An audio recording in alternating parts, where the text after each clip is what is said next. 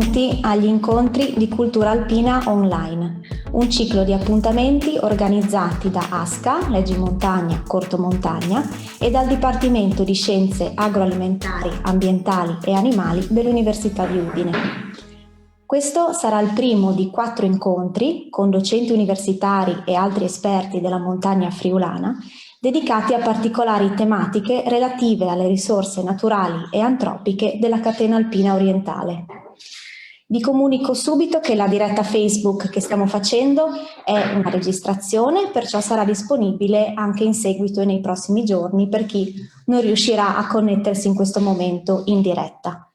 Inoltre, chi fosse interessato agli argomenti di cui parleremo questa sera e volesse approfittare per chiedere qualche nota di approfondimento, qualche domanda ai relatori, potrà farlo direttamente nei commenti sotto la diretta che ci sarà su questa pagina Facebook. Sarà poi mia cura rivolgere le domande alla fine dell'incontro. A questo punto io passo la parola al presidente dell'ASCA Giovanni Anziutti per un breve saluto. Buonasera a tutti e un cordiale saluto da parte dell'ASCA. Ci troviamo nuovamente online per proporre 4 incontri su specifiche tematiche di montagna. Sono incontri organizzati con l'Università di Udine e in particolare con la professoressa Ivana Bassi, che è docente di politica agraria e sviluppo rurale, che ringraziamo insieme ai suoi colleghi docenti che interverranno nei 4 appuntamenti in calendario. Grazie anche a Daniela De Prato, che è referente del Geoparco delle Alpi Carniche, e a Mario Di Gallo, alpinista, guida alpina e anche vicepresidente dell'ASCA. Questo ciclo di incontri è stato organizzato con l'Università di Udine nell'ambito del progetto Leggi Montagna Corto Montagna, che l'ASCA, che è l'Associazione delle sezioni del CAI di Carnia, Canal del Ferro e Val Canale, propone al pubblico da molti anni in collaborazione con la comunità di montagna della Carnia, con il consorzio BIM Tagliamento e con il contributo della Regione Friuli Venezia Giulia, della Fondazione Friuli, della Camera di Commercio di Pordenone Udine, del CAI Friuli Venezia Giulia e in partnership con l'Associazione Culturale Elio Cavalier Cortolezzis di Trepoli Gossullo e per questo specifico evento con il Geoparco delle Alpi Carniche. In questi incontri si affronteranno temi che offriranno molti spunti per riflettere sullo sviluppo del territorio della montagna, a partire dal recupero della sua popolazione e da una migliore vivibilità possibile. Ringrazio tutto lo staff di Leggi Montagna Corto Montagna che rende possibile questi appuntamenti, in particolare la direttrice Adriana Stroili e anche Veronica, alla quale ripasso la parola. Di nuovo, buona serata e buon ascolto. Grazie Presidente per questo saluto. Passiamo ora a quello che è l'appuntamento di questa sera, il primo appuntamento, che è dedicato ai ghiacciai alpini e alle attività alpinistiche invernali.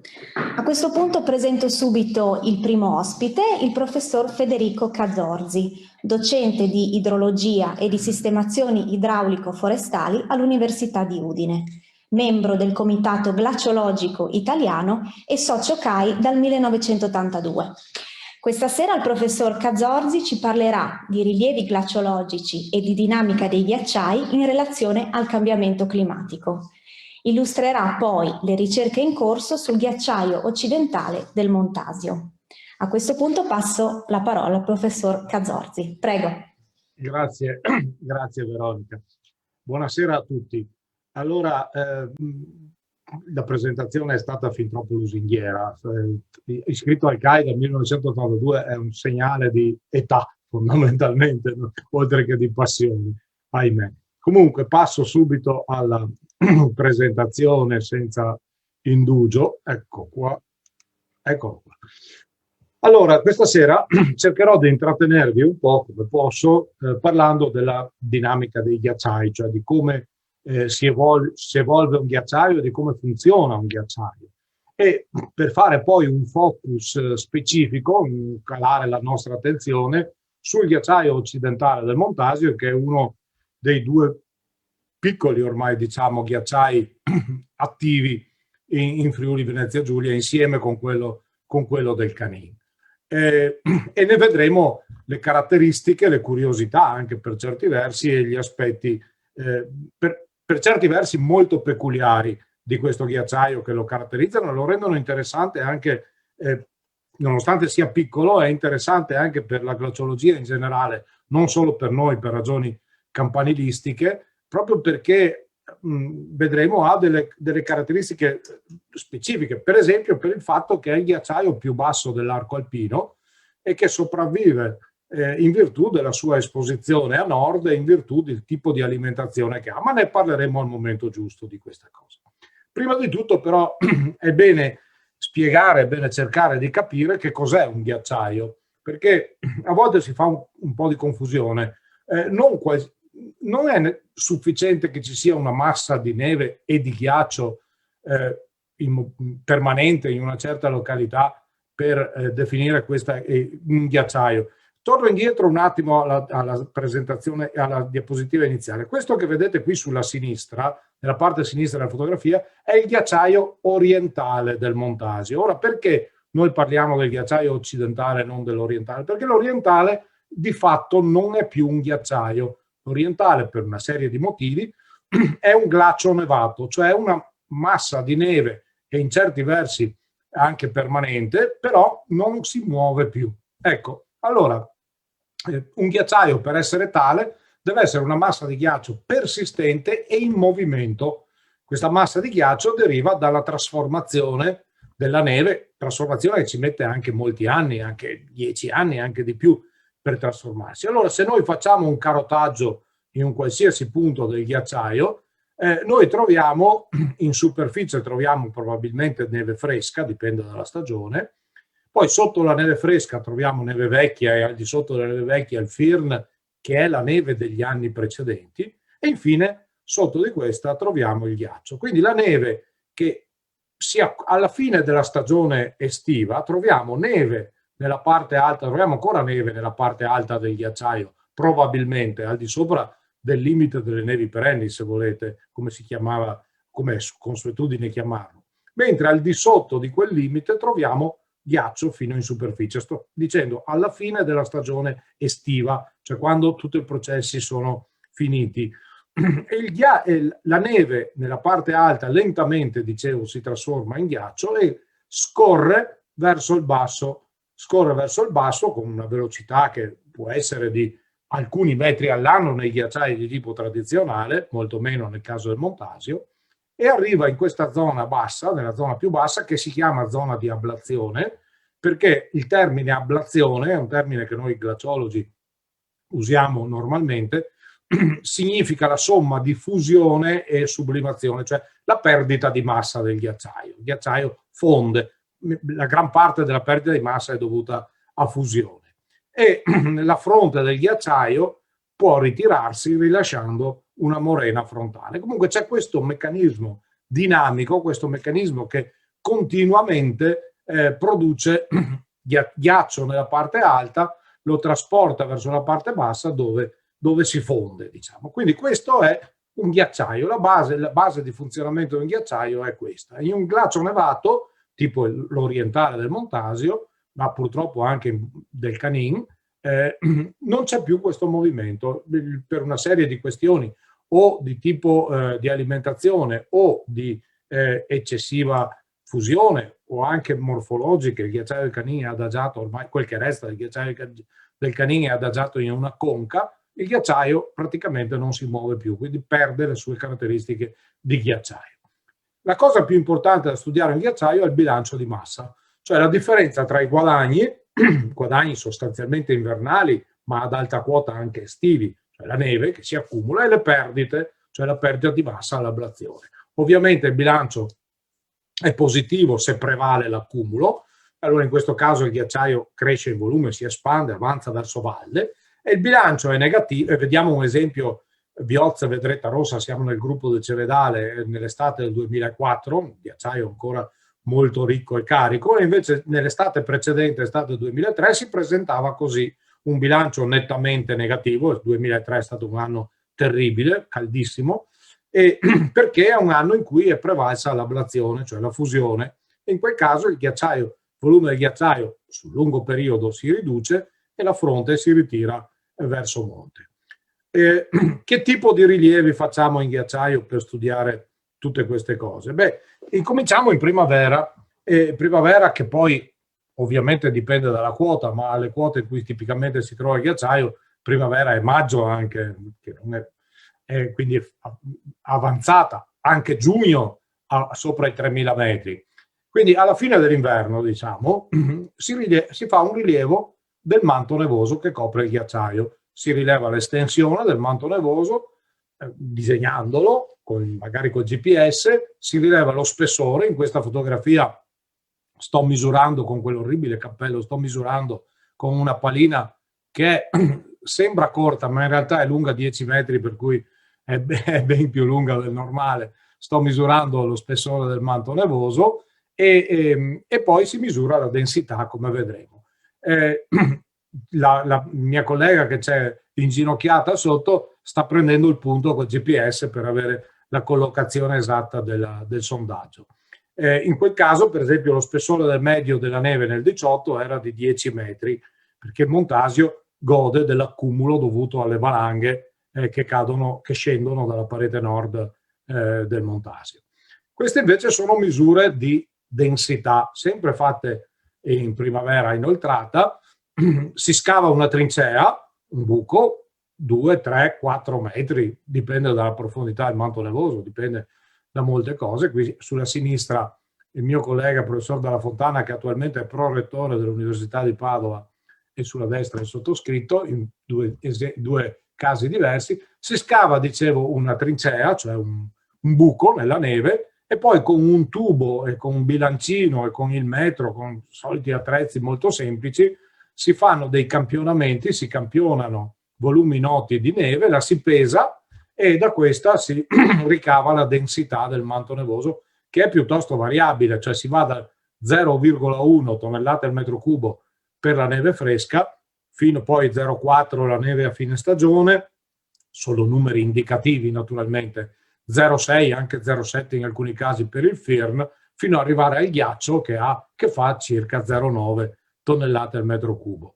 E oltre alla densità si rileva la temperatura, la cristallografia e via tutti i tipi di rilievi che si possono fare. Però il dato più importante da un punto di vista idrologico è sicuramente la densità, che serve per calcolare l'equivalente in acqua, cioè dall'altezza del manto nevoso unita alla densità si ricava un dato che ci dice quanta acqua, come se la neve fosse acqua liquida, quanta acqua equivalente. Quel termine equivalente in acqua è un altro termine chiave. Significa prendo la neve, la sciolgo e vedo a quanta acqua corrisponde, detto in parole povere. Ovviamente non potendo sciogliere la neve, faccio una misura dell'altezza, una misura della densità e ricavo l'equivalente misura come se fosse acqua liquida. A maggio, ovviamente a quote elevate, qui siamo poco sopra i 3000 metri, a quote elevate c'è la neve, quindi ci si muove con gli sci, anche con le ciaspole volendo, ma preferibilmente con gli sci perché è un po' più rapida la cosa, e ovviamente il lavoro in ghiacciaio, ecco, è bene dirlo subito, lavorare in ghiacciaio richiede pratica alpinistica, sapersi muovere in ambiente montano, sia d'estate che d'inverno, sia con la roccia che col ghiaccio che con la neve, quindi richiede anche pratica sci alpinistica, cioè è un brutto mestiere, per così dire. Quando ci si trova in giornate come questa, qui siamo nella zona del Cevedale o ai piedi dell'Ortre, se non ricordo bene, comunque giornate come questa e sei lì che lavori e ti dici ma diamine, mi pagano anche per fare tutto questo? Beh, una grande sofferenza naturalmente, sto scherzando. Beh, quando l'attrezzatura è pesante, quando c'è da portare su attrezzatura pesante, strumenti di rilievo, droni, ultimamente usiamo molto i droni, eccetera, allora in quel caso ci si organizza, si chiede un passaggio. Qui siamo sul Montasio proprio, tra parentesi, con l'elicottero della nostra protezione civile. Noi collaboriamo molto, cioè, abbiamo un'ottima collaborazione con il servizio valanghe della regione Friuli Venezia Giulia. In realtà è un servizio che ha un nome molto più complesso. Io lo chiamo brevemente servizio valanghe, che da molti anni collaboriamo con loro da molti anni, e loro per esempio ci organizzano, quando serve, ci organizzano la logistica, il trasporto in elicottero degli strumenti, altrimenti l'università è povera e difficilmente potrebbe permetterselo. Qui siamo a maggio sul ghiacciaio montaggio, vedete a maggio quanta neve c'è ancora. Qui è poco dopo una nevicata, ma a maggio tipicamente nevica anche durante l'estate qualche volta. Qui siamo a 2000 metri, non siamo molto alti. Questa è lo sfondo, la Val Saisara, la Torre Palizza, questa qui è la Val Saisara qui sotto. Ecco, vedrete in alcune fotografie il nome del fotografo qui sotto, cioè ho usato fotografie anche di gente che o colleghi o gente che ha collaborato con noi negli anni o che collabora con noi anche, e mi pare giusto anche dare il riconoscimento anche a loro. Ecco, finiti i rilievi primaverili, si passa ai rilievi estivi. I rilievi estivi si svolgono durante tutta l'estate. Durante tutta l'estate si misura man mano l'estensione della neve, man mano che il manto nevoso si ritira, ma soprattutto si misura la perdita di massa per ablazione, cioè da fusione e sublimazione. Allora si scelgono un po' di punti che possono essere distribuiti in modo casuale, come per esempio in questo esempio sul ghiacciaio del Careser, oppure secondo linee precise di quota o trasversali, come in questo caso sul ghiacciaio della Mare, sempre nel gruppo del Cevedale, e si individuano una serie di punti, e in questi punti si piantano delle paline, cioè si fa un buco con una trivella. Questa è una trivella profonda, lunga 2 metri, è già in buona parte infilata nel ghiaccio, e si infilano si fa il buco, poi in questi fori si infilano delle paline di alluminio. Questa qui che vedete un po' sbiega nella fotografia è una palina di alluminio, o possono essere anche di legno, ma preferibilmente di alluminio, che sono più lunghe. Allora si infilano queste paline e ogni 7, 10, 15 giorni si torna su e si misura di quanto sporge la palina. Man mano che il ghiaccio si abbassa, o la neve anche, perché poi la palina si mette anche nella neve, man mano che la neve, la superficie della neve o del ghiaccio si abbassa perché fonde, la palina emerge sempre di più. Si misura di quanto sporge la palina e si tiene traccia quindi dell'abbassamento della superficie con una certa continuità. Adesso stiamo studiando dei dispositivi più o meno automatici. Abbiamo anche degli ultrasuoni che fanno questo, ma ultrasuono sta in un punto solo, mentre le paline sono tante e quindi si ha una misura distribuita, piuttosto ben distribuita di tutto quello che avviene sul ghiacciaio. Quindi anche qui una componente manuale del lavoro abbastanza intensa, abbastanza dispendiosa in termini di energia e di tempo soprattutto. In certi casi si ricorre alla trivella a vapore. Trivella a vapore è uno zaino, una specie di pentola a pressione montata su uno zaino, abbastanza leggera tutto sommato, ma non troppo, che è piuttosto anche ingombrante, però in questa c'è un fornelletto sotto, si scalda, l'acqua si trasforma in vapore, c'è questo tubo che è la parte più pesante della pentola, che è lungo 10 metri tra l'altro, e questo tubo ha una testa, un'ogiva di bronzo che si infila dentro nella neve e con un po' di attenzione va giù in verticale. Qui stiamo mettendo giù una palina a circa 3400 e qualcosa. Questo è il Bivacco Colombo 3486, qui saremo a 3450, ecco, circa. Quindi in piena estate, tra parentesi, in questo momento. I rilievi estivi si ripetono, dicevo, si ripetono sulle paline ogni 10 giorni, settimana, 10 giorni, 15 giorni, quel che si riesce a fare, e si tiene traccia di tutto quello che succede. Poi arriva l'autunno. L'autunno anche qui è un autunno anticipato, ovviamente sempre in funzione della quota. L'autunno è, diciamo, metà settembre, a sopra i 3.000 metri e per il Montasio fine settembre, ecco, al massimo, i primi giorni di ottobre, al massimo.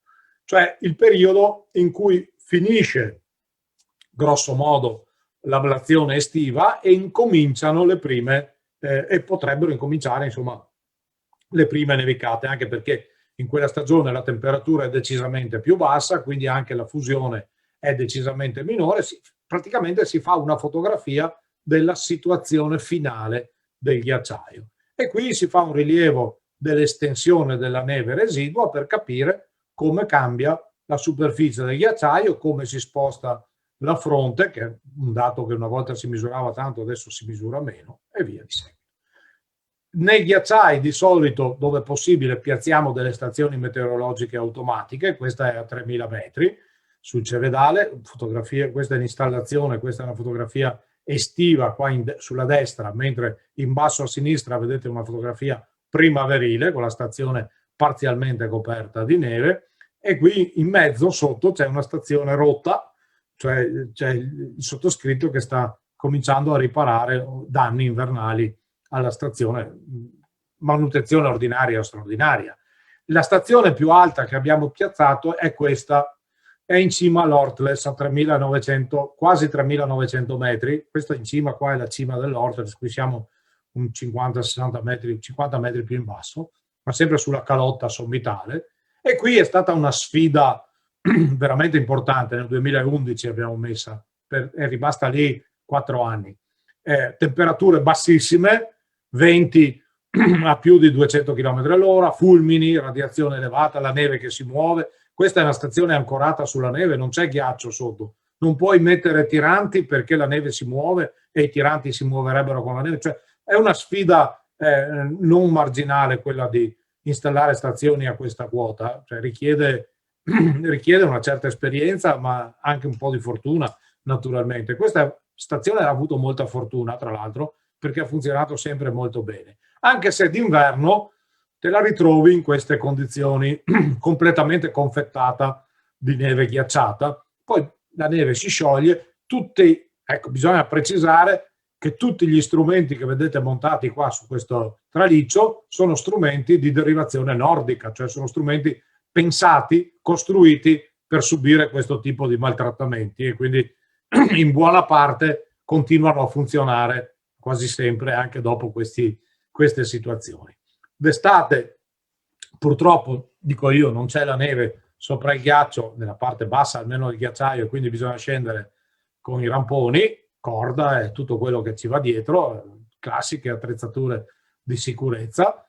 Ecco, una cosa che d'estate vediamo spesso sui ghiacciai sono le bedie. Le bedie sono torrentelli che si formano sopra il ghiaccio. Siccome la fusione avviene in superficie e il ghiaccio è impermeabile, l'acqua scorre sulla superficie formando dei torrentelli di acqua molto fredda. Poi quando trova un crepaccio o un mulino o comunque una fessura sul ghiaccio, l'acqua si infila dentro il ghiaccio, arriva alla base del ghiacciaio e scorre alla base del ghiacciaio. Scorrendo alla base del ghiacciaio, l'acqua, diciamo tra virgolette, lubrifica in qualche modo il moto del ghiacciaio, e quindi il ghiacciaio riesce a muoversi a velocità ancora maggiori. Un po' quello che era successo l'estate scorsa sul Plan Picé nel Monte Bianco, che era stato tenuto d'occhio dalla protezione civile della Val d'Aosta, perché essendosi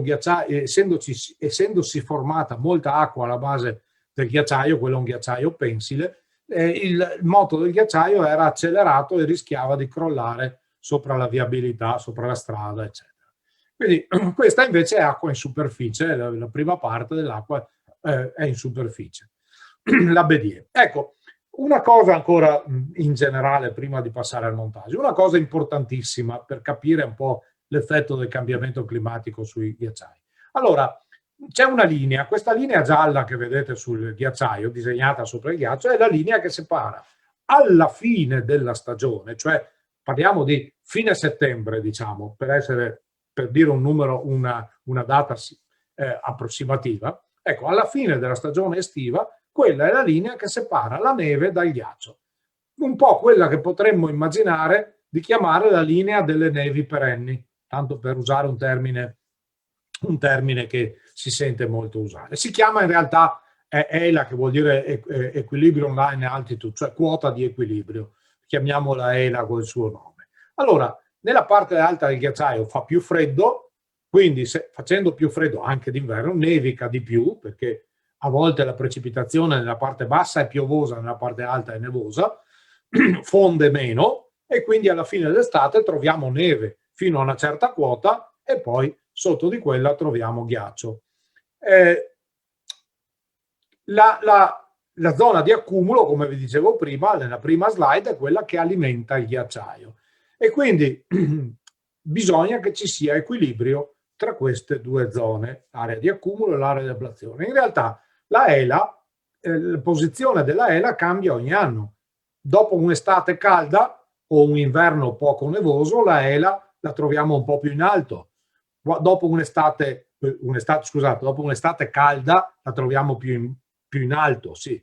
Dopo un'estate fresca o un inverno molto nevoso, preceduta magari da un inverno molto nevoso, la ELA si abbassa. Quindi la ELA ha una dinamica, questa linea, la quota di equilibrio, ha una dinamica annuale, cambia ogni anno un tantinino, però possiamo immaginare nell'arco di qualche anno una posizione media. Ecco, in un ghiacciaio equilibrato, in condizioni di equilibrio, la parte alta del ghiacciaio, l'area di accumulo, più o meno deve avere le stesse dimensioni dell'area di ablazione o essere un po' più grande, diciamo 50-60% dell'area di ablazione. Allora in questa situazione la quantità di ghiaccio che si forma e scorre a valle è sufficiente a compensare la quantità di ghiaccio, la massa del ghiaccio che viene persa nella parte bassa del ghiacciaio, e il ghiacciaio è in equilibrio.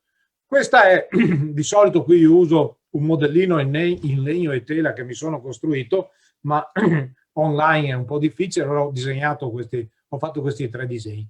Guardiamo il disegno a sinistra. Il disegno a sinistra rappresenta una situazione di equilibrio. Abbiamo un'area di accumulo uguale come superficie all'area di ablazione. Vediamo la neve nell'area di accumulo e il ghiaccio, neve sopra il ghiaccio nell'area di accumulo e ghiaccio nell'area di ablazione. Quindi alla fine della stagione estiva, se la situazione di equilibrio termico, cioè se non c'è cambiamento climatico, grosso modo, in media, la ELA rimane sempre lì, non si muove se la media delle temperature è costante. E quindi quella è la situazione che consideriamo di equilibrio. Allora, cosa è successo in questi ultimi anni? Il cambiamento climatico ha fatto risalire rapidamente la ELA a quote più elevate, ma non un singolo anno, la media di più anni, quindi definitivamente la ELA è risalita a quote più elevate. Invece la fronte del ghiacciaio, cioè la linea che sta tra il ghiaccio e la morena, si sposta molto più lentamente perché la parte bassa del ghiacciaio ha una dinamica molto più lenta, richiede decine di anni a volte per seguire la ELA. E quindi la situazione che troviamo oggi è un'area di accumulo, nei ghiacciai in generale, un'area di accumulo molto piccola rispetto a un'area di ablazione che è molto grande. Quindi vuol dire che c'è poco ghiaccio, si forma poco ghiaccio e se ne fonde tanto. E quindi questa è una situazione che ovviamente non è di equilibrio. Allora immaginiamo sul medio e lungo periodo, per essere ottimisti, ma molto ottimisti, immaginiamo che improvvisamente la temperatura smetta di crescere. Arriviamo a una situazione di equilibrio termico. Allora, se la temperatura dovesse rimanere costante, guardate che è un'ipotesi molto ottimistica, la quota della neve, la quota della linea delle nevi perenni, la ELA non cambia, rimane lì dove è adesso. Però per tornare in condizioni di equilibrio, perché il ghiacciaio deve tornare in condizioni di equilibrio per questioni naturali, la fronte del ghiacciaio deve lentamente arretrare per portarsi di nuovo al 50%, 50 e 50. Quindi deve esserci sempre questa proporzione, 50% e 50%. E allora anche se la temperatura smettesse di crescere, comunque la fronte dei ghiacciai continuerebbe a ritirarsi per un bel po'. In realtà la temperatura non smetterà di crescere, purtroppo, la temperatura continuerà a crescere ed in moltissimi ghiacciai, la linea delle nevi perenni, la ELA, è già sparita. Cioè non c'è più, non troviamo più neve alla fine della stagione di fusione. Esempio della Marmolada. La Marmolada non ha più neve, non ha più ELA, non ha più area di accumulo, perché la quota della linea di equilibrio è più alta della quota massima del ghiacciaio. Quindi è sparita l'area di accumulo. Alla fine della stagione estiva, sulla Marmolada non c'è più neve. Risultato, la Marmolada, il ghiacciaio della Marmolada è destinato a scomparire nel giro di 10, 20, 30 anni, forse anche meno di 30 anni. E quindi qui non ci sono, se non cambiasse radicalmente, a meno che non cambi radicalmente la situazione climatica, auspicabile ma purtroppo poco probabile, il ghiacciaio della Marmolada è destinato a scomparire. Quindi questo è l'effetto del cambiamento climatico, e questo è il motivo per cui un ghiacciaio è un termometro del cambiamento climatico, molto adatto a leggere e a quantificare anche il cambiamento climatico. Veniamo un po' al nostro Montasio, al nostro ghiacciaio occidentale del Montasio. Allora, è un ghiacciaio, dicevo, molto interessante, perché è un ghiacciaio molto rappresentativo dei ghiacciai, dei piccoli ghiacciai a bassa quota alimentati da valanghe e in parte alternativamente coperti da detrito. Difatti, questa è una foto fatta dal IOF di Sondonia d'estate e si vede, nella parte bassa si vede la copertura di detrito, perché tutto dalla parte nord del Montasio non scendono solo valanghe, scendono anche frane in continuo, ma continuamente, piccole frane, grandi frane, continuamente, che coprono il ghiacciaio. Quindi nella parte bassa si vede la copertura di detrito, poi si vede il ghiaccio, poi qui la parte grigia, diciamo, è il firn, e nella parte alta, proprio nella gola, nella parte alta, si vede un residuo di neve. Siamo a agosto e c'è ancora un residuo di neve nella parte alta. Così vediamo proprio la sequenza: neve, firn, ghiaccio e poi detrito nella parte bassa.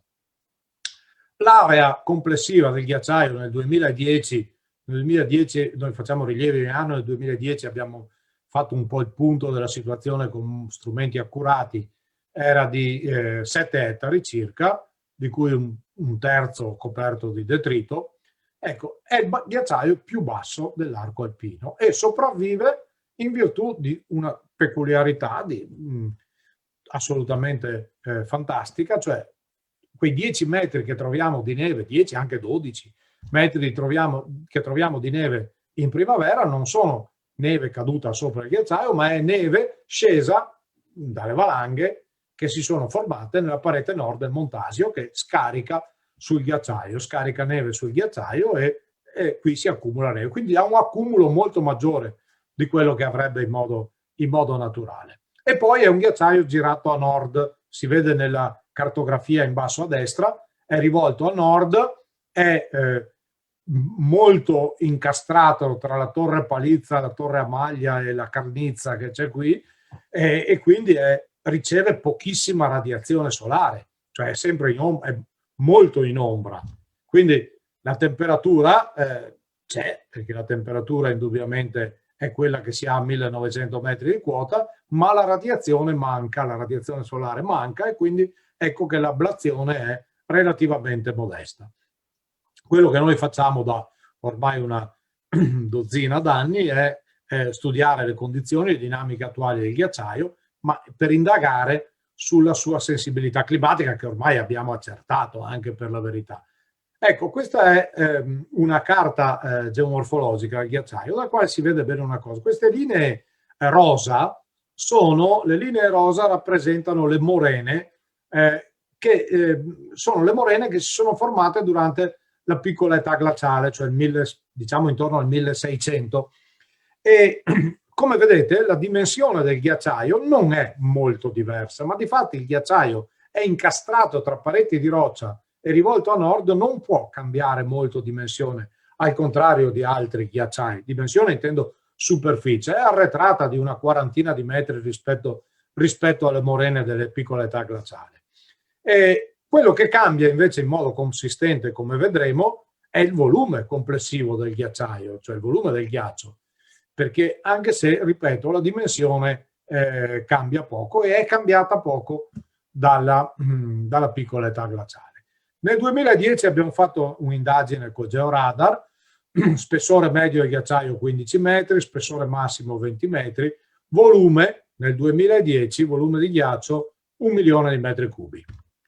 Ora, ecco, analizziamo anche queste, grazie ai rilievi da drone effettuati ogni anno, o da LIDAR, anche da laser scanner terrestre e aereo, analizziamo anche la velocità del ghiacciaio, che è molto bassa, diciamo nella parte bassa 10-15 centimetri all'anno, però si muove il ghiaccio, è provato che si muove. E quindi, ecco, questo è, vediamo, sì, questo è un filmato da drone che in realtà non serve a niente, ma serve solo a darmi un po' di respiro per la gola. Vedete le persone in piccolo giù in basso, anche per avere un po' le dimensioni, del ghiacciaio. Questo è abbastanza recente, sì, fatto in ottobre l'anno scorso, quindi naturalmente il drone in realtà a noi non serve per fare i filmati. Questo filmato è una cosa così, tanto per una documentazione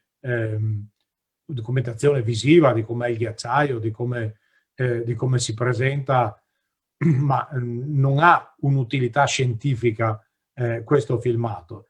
Quello che ha utilità scientifica invece è questa cosa qua. Questo non è, come potrebbe sembrare, una fotocomposizione, diciamo, non è un assembramento di fotografie. Questa è una nuvola di punti, cioè dal rilievo fotogrammetrico fatto da terra e da drone si ricavano, non so, 1 migliaio di fotografie, e poi elaborando tutte queste fotografie via software, naturalmente sono tutte prese da punti diversi, si riesce a costruire una figura, una nuvola di punti 3D, cioè si riesce a costruire proprio la forma del ghiacciaio, tridimensionale. Difatti i colori sono per lo più falsi, non sono colori necessariamente verosimili, perché, ripeto, questa è una ricostruzione al computer, che è quello che serve a noi. Questi buchi che vedete qui, nella parte bassa, questi avvallamenti nella parte bassa, sono sinkholes, cioè sono buchi dovuti alla fusione del ghiaccio sottostante e al crollo della superficie.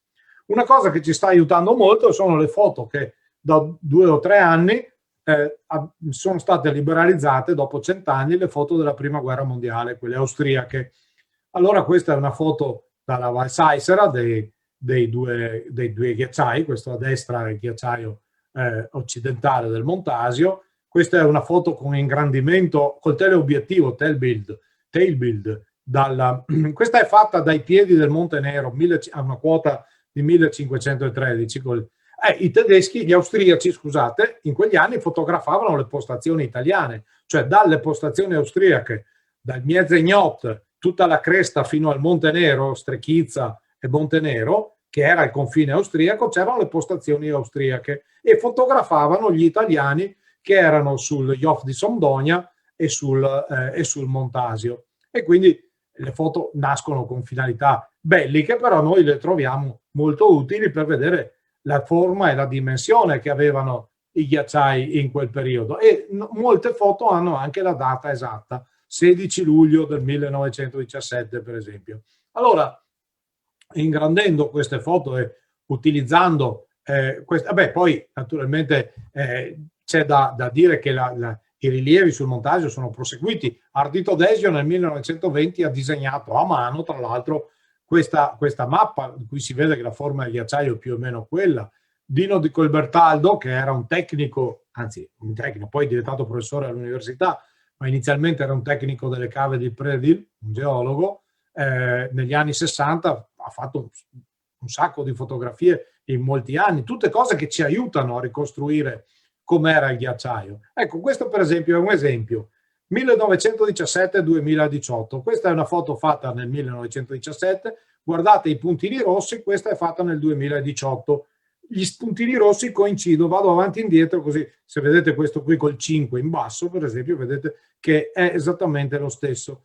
Quello che cambia è la dimensione del ghiaccio e la dimensione del ghiacciaio, no, lo spessore del ghiacciaio. Una cosa interessante però è notare questo: in 100 anni è cambiato così.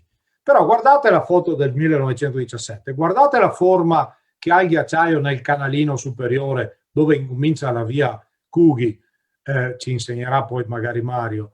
Ecco, guardate quella forma del ghiacciaio, che qui è sparito completamente. Ecco, nel 1981 era ancora come nel 1917 praticamente. Quindi il cambiamento radicale e anche la misura del ghiacciaio fino agli anni 80 era ancora simile a quella che era ai tempi della Prima Guerra Mondiale. Quindi il cambiamento radicale è stato dopo gli anni 80. Il cambiamento radicale è avvenuto dopo gli anni 80, in coincidenza con, naturalmente, con l'accelerazione che ha avuto, l'enorme accelerazione che a partire proprio dall'inizio degli anni 80 ha avuto l'aumento della temperatura. Quindi fughiamo ogni dubbio. Allora, ecco, la linea nera esterna, lasciate stare quella gialla e quelle rosa, nella figura di sinistra la linea nera esterna rappresenta la dimensione del ghiacciaio nel 17, la zona tratteggiata la dimensione del ghiacciaio nel 2010. Quindi non è calato di tanto. Invece qui nell'immagine di destra vediamo la variazione di quota. Si va da meno 5-6 metri nella parte frontale fino a meno 50 metri e anche più, in alcuni punti meno 60, nella parte alta del ghiacciaio, proprio diminuzione di quota. Questo è un esempio di quello che riusciamo a vedere. Allora abbiamo sulla sinistra una foto del 17, e sulla destra una foto fatta nel 18 dallo Yoff di Miezegnot. Notate che la posizione dei punti di presa non è esattamente la stessa, perché nel 18 non siamo riusciti ad andare lungo la cresta verso lo Strechizza perché c'era una frana sul sentiero, quindi siamo rimasti vicino allo Yoff di Miezegnot e quindi la posizione non è esattamente la stessa, però si capisce lo stesso e si possono identificare punti comuni, cioè alcuni punti notevoli si vede esattamente nella foto di sinistra, si riportano nella foto di destra, poi si disegna il profilo del ghiacciaio e si cominciano a fare i conti. E vediamo che nel 17 lo spessore medio era di 40 metri, oggi lo spessore medio è nel 2010, scusate, di 15 metri, 10 ettari, 7 ettari, quindi una diminuzione di superficie del 30%, ma una diminuzione di volume del 73%, cioè da circa 4 milioni di metri cubi a 1 milione di metri cubi. E questo è cambiato radicalmente non nell'ultimo secolo, cioè noi dobbiamo dire che è successo nell'ultimo secolo, ma sappiamo che è successo negli ultimi 40 anni e anche meno degli ultimi 40 anni, perché dal 2010 in poi la situazione è cambiata molto poco. I pallini rossi, gialli e azzurri rappresentano punti fissi sulla roccia e queste sono tutte tutte fotografie fatte nei diversi anni e come vedete non cambia molto la situazione dal 2010. Anche numericamente sì, ci sono state annate come nel 2013-2014 in cui c'è stato un accumulo notevole, blu vuol dire bello, vuol dire tanta neve, ma seguite da annate come 14-15 in cui c'è stata un'ablazione massiccia e si è perso tutto quello che si era guadagnato l'anno prima e anche di più. E poi ci sono alternanze di anni più o meno buoni. Complessivamente, ecco, nell'ultimo decennio abbiamo una diminuzione complessiva di quota di qualche metro. In alcuni punti c'è un aumento di quota, però attenzione, c'è anche il deposito di detrito che un po' imbroglia in questi casi, per cui bisognerebbe filtrare dal deposito di detrito, però insomma la situazione non è cambiata radicalmente dal 2010 ad oggi. E questo ce lo mostra anche guardando un confronto tra il ghiacciaio occidentale Montaggio, la linea azzurra che sta sopra e le barre azzurre, e la media di riferimento di tutti i ghiacciai alpini.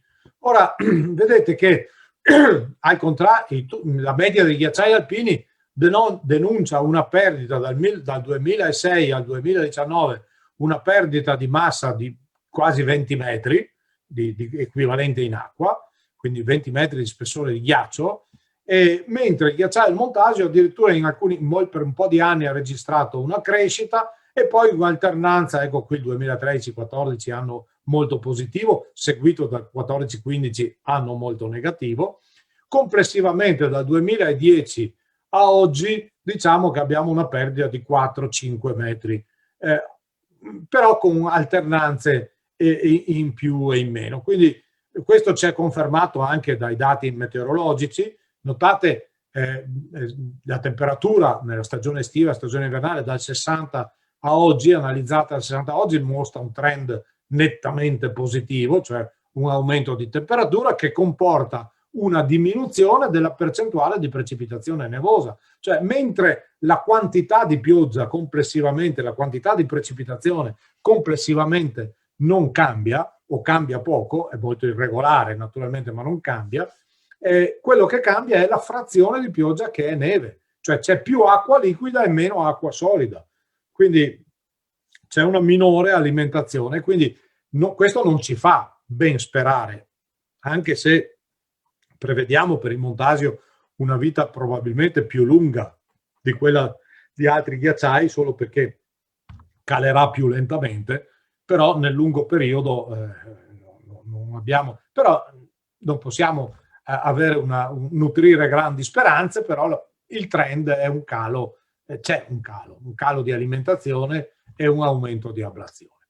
Poi ci sono situazioni intermedie particolari, per esempio nel 2008 Roberto degli Uomini è un forestale di Tarvisio che ci ha prestato un eccezionale archivio fotografico fatto da lui, che va su praticamente tutti gli anni a fotografare il Montasio, che stiamo adesso incominciando a utilizzare, tra l'altro, e qui c'è un crollo, una cavità enorme, tra l'altro, questa cavità, proprio a metà, alla base del ghiacciaio. Questa anche 2012, altra situazione, questa è la foto di un mio ex dottorando, tra l'altro forestale anche lui, ma che ci fa vedere anche qui una situazione di abbastanza di crolli, anche qui si era formata una grotta, un ingrottamento, poi detrito sopra i crolli, quindi c'è un trend negativo, più lento di quello della media dei ghiacciai medi alpini, della media dei ghiacciai alpini, però inevitabilmente c'è, alternato addirittura a annate eccezionali. Voglio lasciarvi solo con questa cosa. Alla fine del 1800 girava questa pubblicità: "We can warm the world on coal", cioè noi possiamo, con il carbone possiamo riscaldare il mondo. Era un menare vanto naturalmente di questi produttori di carbone che in anni difficili e in anni freddi scaldavano, col carbone ci si scaldava. Ora possiamo capire questa pubblicità, certo, sono passati 120, 130, 140 anni da questa fotografia, quindi non c'è dubbio che i tempi sono cambiati.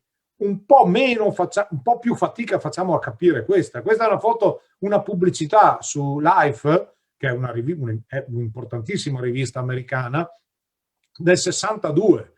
Quindi nel 62 sono 60 anni fa, però è ieri l'altro, e la pubblicità dice ogni giorno, qui sotto in maiuscolo c'è scritto ogni giorno Humble, che sarebbe la Esso, Humble fornisce abbastanza energia per fondere 7 milioni di tonnellate di ghiacciaio. E poi più in sotto questo ghiacciaio gigante è rimasto intatto per secoli, eppure l'energia del petrolio che Humble fornisce potrebbe scioglierlo al ritmo di 80 tonnellate al secondo. Ecco, questa era una pubblicità di Humble e credo che adesso il paradigma sia completamente cambiato. Cioè immaginatevi l'Eni che fa una pubblicità del genere, no, fa una pubblicità esattamente opposta. Noi facciamo energia verde, tendono a mascherare il fatto di produrre energia ancora da fonti fossili, cosa che è vera per l'80-90%, più dell'80% dell'energia prodotta, e invece si tende a dare risalto all'energia verde e quant'altro, proprio perché è cambiato il paradigma e la mentalità. Purtroppo non è cambiato invece la realtà, non è cambiata. Continuiamo a bruciare combustibili fossili in misura mostruosa e continuiamo a produrre CO2 e continuiamo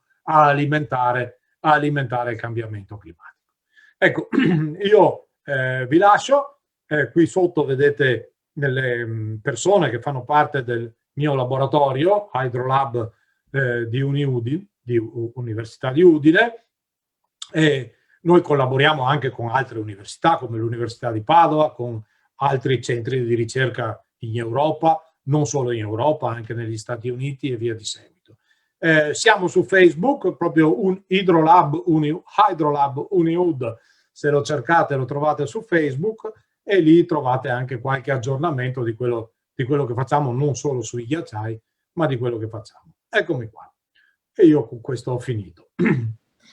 Bene, grazie mille professor Cazorzi, la ringrazio per questo intervento molto chiaro, molto interessante anche appunto per i non addetti ai lavori, e tra l'altro abbiamo appena ricevuto insomma un complimento per la chiarezza e la professionalità nell'esposizione di argomenti non sempre facili da spiegare. Questo è un commento di Luigi Gerometta che ci fa su Facebook, e a questo proposito comunque rinnovo l'invito per chi ci sta ascoltando a condividere eventuali curiosità o domande in merito all'intervento del professore, al suo lavoro e anche a quello che sarà poi il prossimo intervento del secondo ospite di questa serata, a cui appunto passerò subito la parola, ovvero il dottor Mario Di Gallo, montanaro, alpinista, guida alpina e soccorritore attivo del Corpo Nazionale Soccorso Alpino Speleologico da oltre 40 anni.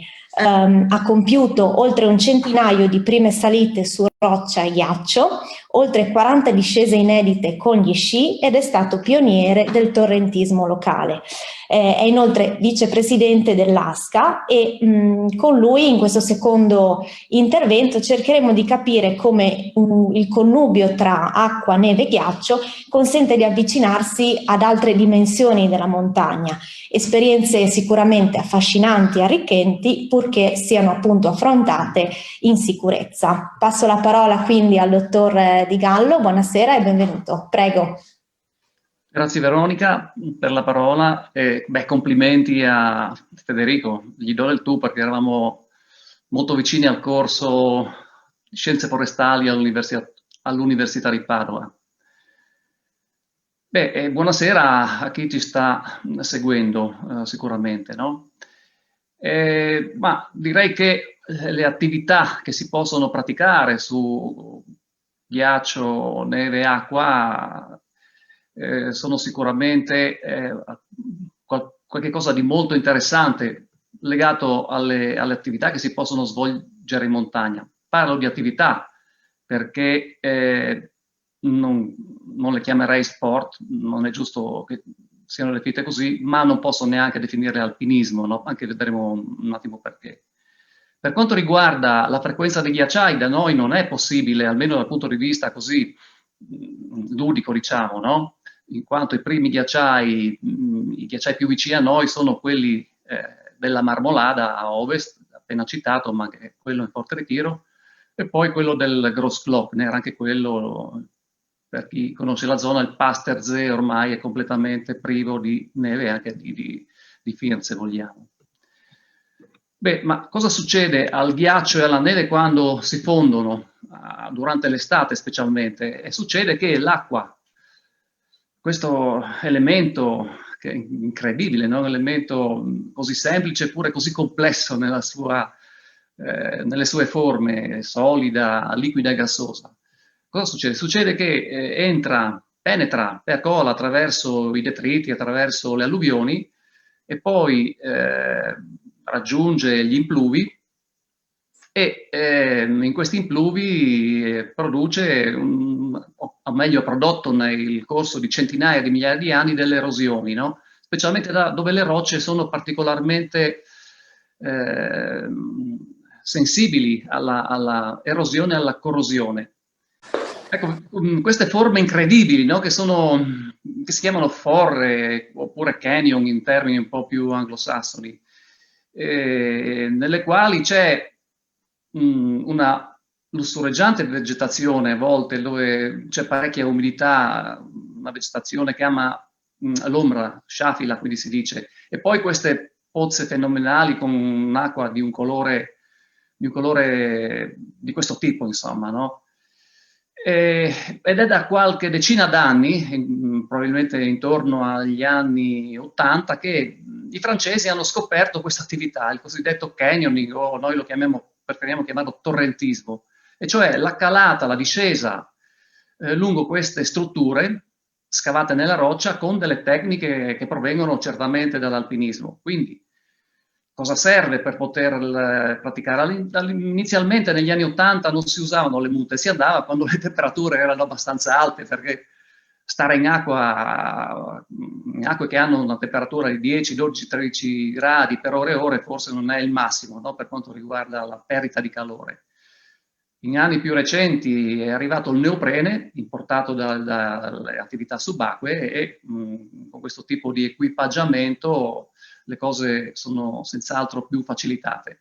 Quindi, mettendo insieme un po' di neoprene, un po' di corde Perlon, che siano dinamiche, un po' di imbracature, un po' di difensori, non ci vuole una grande resistenza fisica per salire a monte di queste fore, a volte agevolati dalle strade, e poi scendere appesi alle corde.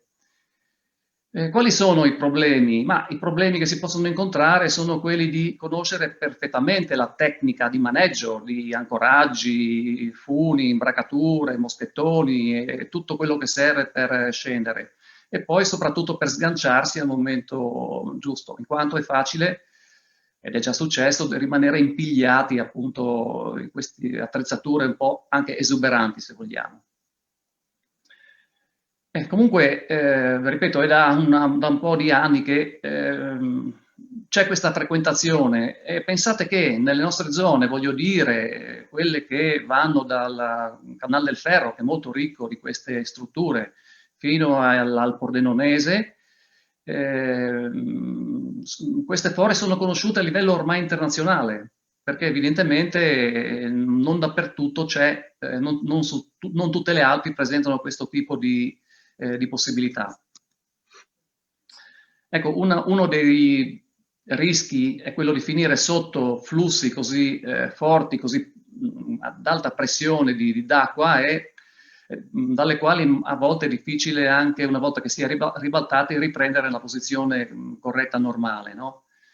E un altro rischio è quello che una volta saltato, molto ascesi in acqua, non si finisca nel tonfano, laddove c'è il contatto tra cascata e pozza, e a volte è molto difficile anche uscirne, proprio a causa della pressione causata dall'acqua che scende anche da decine di metri, no? Ma poi a un certo punto ritorna il freddo, ritorna l'inverno, ecco che quindi l'acqua muta ancora una volta e si trasforma in ghiaccio, nello stato solido dell'H2O, che in condizioni di freddi piuttosto continui e intensi, intorno alle qualche decina di gradi, va a bloccare, a solidificare questi flussi, diventando appunto cascate di ghiaccio. Cascate di ghiaccio che anche queste sono diventate da qualche tempo, anche qui posso darvi dei dati abbastanza precisi. Il tutto è cominciato sempre in Francia, tra l'altro, intorno a metà degli anni 70, quando appunto gli alpinisti, un po' annoiati, se vogliamo, dallo salire in quota, là dove trovi il ghiaccio perenne, ghiacciai, quindi fronti di ghiacciaio, quindi serracchi da scalare, hanno pensato di dedicarsi al ghiaccio che si formava, ma si forma ancora, forse in minore quantità, nei fondovalle alpini, laddove appunto le temperature sono rigide e c'è acqua a sufficienza per far sì che il gelo blocchi l'acqua in questo modo. Quindi intorno agli anni, metà degli anni 70, i francesi hanno inventato la piolet traction, che significa appunto avere un paio di ramponi ai piedi, ramponi che devono avere 12 punte. Qui sono fondamentali le 2 punte frontali. E poi piccozze, 2 piccozze, una per mano, per poter salire con questa progressione che vediamo in questa immagine, no? Cioè prima si avanza con le braccia, quindi lanciando in alto la piccozza, e poi salendo con i piedi. Ecco qui tutto l'equilibrio della massa corporea è diciamo distribuito su pochi centimetri d'acciaio, le punte delle piccozze e le punte dei ramponi in pratica. E quindi ci vuole parecchio equilibrio, bisogna, come dire, affidarsi completamente a questi pochi centimetri di acciaio, e soprattutto serve una grande preparazione dal punto di vista atletico, in quanto le braccia, o meglio l'affaticamento delle braccia e la resistenza delle braccia deve aumentare in funzione della ripidità del ghiaccio. Più il ghiaccio è ripido, più si avvicina alla verticale, più ovviamente la fatica aumenta proporzionalmente, quindi forse anche la soddisfazione di chi sale che ha piacere di affrontare queste salite, insomma. Ecco, dalle nostre parti il tutto è cominciato intorno alla fine anni 70, inizio anni 80, quando gli inverni erano ancora inverni, quando la temperatura si abbassava sotto zero verso fine dicembre in questi luoghi, e durava fino a inizi di marzo. E quindi il periodo adatto andava appunto da fine dicembre fino ai primi di marzo. Io ricordo, così per un aneddoto, perché il professore di chimica organica mi stava stressando, ed è stato l'ultimo esame. Un giorno, a un certo punto, ero stufo di leggermi queste formule, ho preso Picozzi e Ramponi, ed era il 3-4 marzo, mi sono recato in Baracolana e ho salito da solo una cascata, no? Proprio per liberare questa tensione universitaria. Oggi non succede più questo. Non succede più a causa dei motivi che già ai quali prima accennava il professor Cazzorzi: il riscaldamento climatico, le temperature medie globali in aumento, quindi gli inverni sempre più caldi, e quindi periodi di formazione del ghiaccio sempre più stretti. Tant'è vero che in questo periodo, un inverno, diciamo, non caldissimo, ma comunque non sufficientemente freddo, le classiche cascate della Varacolana, zona freddissima, si sono formate per un brevissimo tempo, così come le classiche cascate del Valsaisera hanno durato una settimana o due. Ecco, c'è un po' di ghiaccio in giro nella zona di Sappada, là dove evidentemente queste condizioni invernali si mantengono un po' più a lungo, ma penso che con la prossima settimana anche quelle andranno perdute.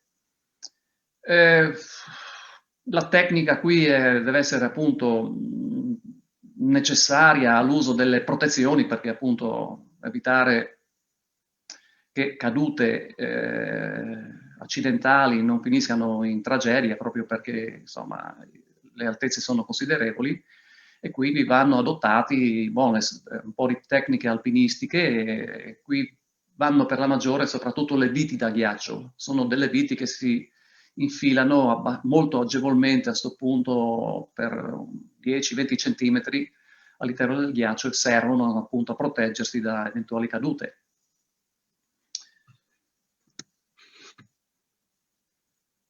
Anche in questo caso, come nel precedente, è utile il passaggio di competenze, si dice, no? Il passaggio di conoscenze, da chi ne sa di più, è possibilmente qualificato per farlo, a chi invece vuole cominciare a cimentarsi in questa attività, che secondo me è qualcosa che io ho abbandonato da molto tempo, perché insomma bisogna resistere al freddo, alle intemperie, al rischio che si stacchi il ghiaccio anche molto, molto spesso, no? Ed è una cosa che insomma non mi entusiasma più di tanto, ma la frequenza c'è. Non so, passando da Sappada a sabato e domenica e guardando lungo la fora del Piave dall'Acquatona in giù, vedrete sicuramente molte persone abbarbicate, appese a queste colate ghiacciate, no? E per gli non addetti ai lavori c'è la sensazione di pazzia che insomma appesa un po' al ghiaccio. Va bene, un altro discorso merita, dal punto di vista connubio, acqua, neve, ghiaccio e montagna, le escursioni con gli sci o con le racchette da neve, con gli sci da escursionismo, come vediamo in questa immagine, o sci alpinismo come vediamo in questa immagine.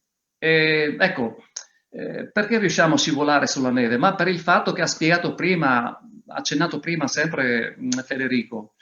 Allora, la neve ha una grande quantità d'aria, il ghiaccio ha il 10% d'aria al suo interno, solo il 10%, mentre la neve ha anche l'80, il 90% d'aria, quindi appunto si parla di nevi fresche con una densità di 100-150 kg a metro cubo.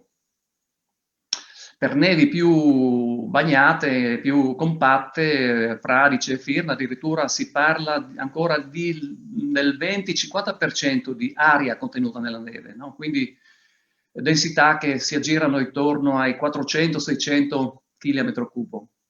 Ed è grazie all'aria che riusciamo a scivolare con gli sci. Più la neve è leggera, più aria contiene, più si scivola volentieri, insomma, no? La cosiddetta neve polverosa, che è quella che fa fare gli sbuffi di neve quando facciamo delle belle curve, sbuffi ancora più grandi quando ci infiliamo per una caduta in mezzo a questa neve polverosa, dalla quale poi è difficilissimo tirarsi in piedi, insomma, no? In quanto t'avvolge completamente. E beh, secondo me questa è un'attività tra le più affascinanti di quelle che si possono praticare in montagna. Una delle più affascinanti perché, come vedete, la neve trasforma completamente l'ambiente, lo rende luminoso, lo rende incantato, lo rende anche gelido, se vogliamo, e cristallino, per cui si hanno delle, o meglio, ci dà delle emozioni questo ambiente che è veramente grandi, fantastiche. Emozioni che però sono bilanciate da dei seri problemi che tra poco vedremo.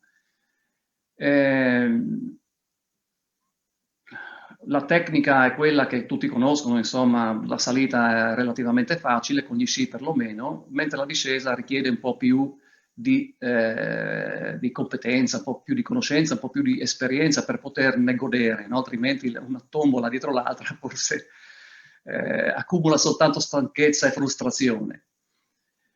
Ecco, bene, per quanto riguarda la parte espositiva, così ludica, piacevole, vi ho detto tutto. Quello che però a me preme, e vado a concludere, dire è che la tecnologia è importante, non dobbiamo però assolutamente farci coinvolgere nella tecnocrazia, e cioè in quel sistema di tecnologia e tecnica che comandano qualsiasi azione umana. E questo porta veramente alla disperazione, porta veramente a incappare anche in incidenti gravi. E mi spiego meglio. Oggi siamo bombardati dalla pubblicità, dal commercio, no? Vogliono che compriamo gli sci migliori, vogliono che ci attrezziamo o ci equipaggiamo con indumenti che non lasciano entrare l'acqua, non lasciano entrare il vento e così via. E però poco si parla dell'ambiente, perché è quello che noi dobbiamo conoscere. L'ambiente naturale che vogliamo esplorare, vogliamo conoscere e dobbiamo rispettare. Ecco, e per rispettare anche noi stessi dei conti, no? In quanto la tecnologia non ci risolve tutti i problemi. In quanto la tecnologia rapportata alle forre non ci risolve il problema di una piena improvvisa che non abbiamo previsto o che non ci siamo premuniti di prevedere perché non abbiamo letto le previsioni del tempo. Anche un piccolo temporale, magari sulla cima della montagna, può produrre delle ondate di piena che ci travolgono. È già successo, eh? Quindi l'ambiente è importante. Discorso analogo, la conoscenza dell'ambiente, il rispetto dell'ambiente di noi stessi è fondamentale. Analogo discorso possiamo farlo nel campo della salita delle cascate di ghiaccio. Anche qui dobbiamo preoccuparci del luogo che frequentiamo per nostro piacere, per nostro diletto, in quanto è un ambiente naturale anche molto pericoloso. Un aumento di temperature, oppure la sottovalutazione dell'andamento delle temperature nei giorni in cui vogliamo andare a scalare è fondamentale, perché il ghiaccio che riceve un aumento di temperatura dell'aria, normalmente queste non sono esposte al sole, queste cascate, no? Per ovvi motivi, ma anche un aumento di temperatura dell'aria, per föhn per esempio, vento caldo, produce il distacco della superficie di ghiaccio dalla roccia. E questo può provocare il crollo di tutta la cascata. incidenti già avvenuti. Ancora più difficile è l'attività sci alpinistica o escursionistica, che vogliamo chiamarla. Perché? Perché non è vero che la neve è bianca, come tutti credono. La neve è un sistema, è una battuta, ma non tanto. Ma se scavate, se avete la cura di scavare un buco e guardarlo contro luce, vedrete che non troverete il colore bianco, che è quello che viene riflesso nell'atmosfera, no? Ma è un colore variabile, dall'azzurrino, quando la neve è pulita, al giallastro, quando invece è sporca di polveri sariane. Bon, ma voglio dire che la neve è un elemento assolutamente eterogeneo, che varia di metro in metro, di ora in ora. E questa variabilità non è che ci dia piacere o fastidio soltanto sentendola sotto gli sci, può produrre valanghe, anzi possiamo noi causare le valanghe che andranno a seppellirci con le conseguenze che potete immaginare.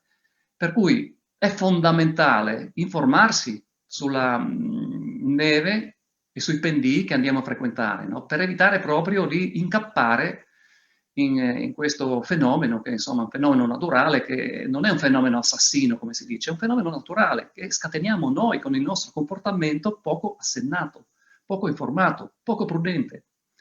Ecco, quindi quello che voglio dire è che al di là della tecnologia che ci aiuta tantissimo, guai non ci fosse, uno sforzo che tutti dobbiamo fare, tutti noi frequentatori o chi vuole, specialmente chi vuole cominciare a frequentare questi ambienti anche così complessi, così difficili, seppur affascinanti, è quello di conoscerli e rispettarli. Ecco, in questo modo riusciremo ad avere un contatto con l'ambiente che ci permetterà di avere anche un rapporto, se vogliamo, molto più vicino a quelle che è l'accettazione dell'ambiente verso l'umano, diciamo così, un po' per enfatizzare ed estremizzare, no?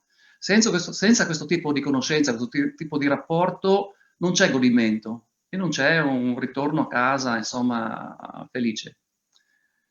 Per cui io vi lascerei con queste, vorrei che ci lasciassimo con questo impegno di conoscere meglio la montagna per rispettare la montagna e se stessi. Bene, grazie dottor Di Gallo, grazie per questo intervento e sicuramente attraverso le sue parole siamo riusciti anche noi ad apprezzare virtualmente quelle che sono le escursioni in montagna. E a questo punto siamo arrivati al termine di questo primo incontro di cultura alpina online.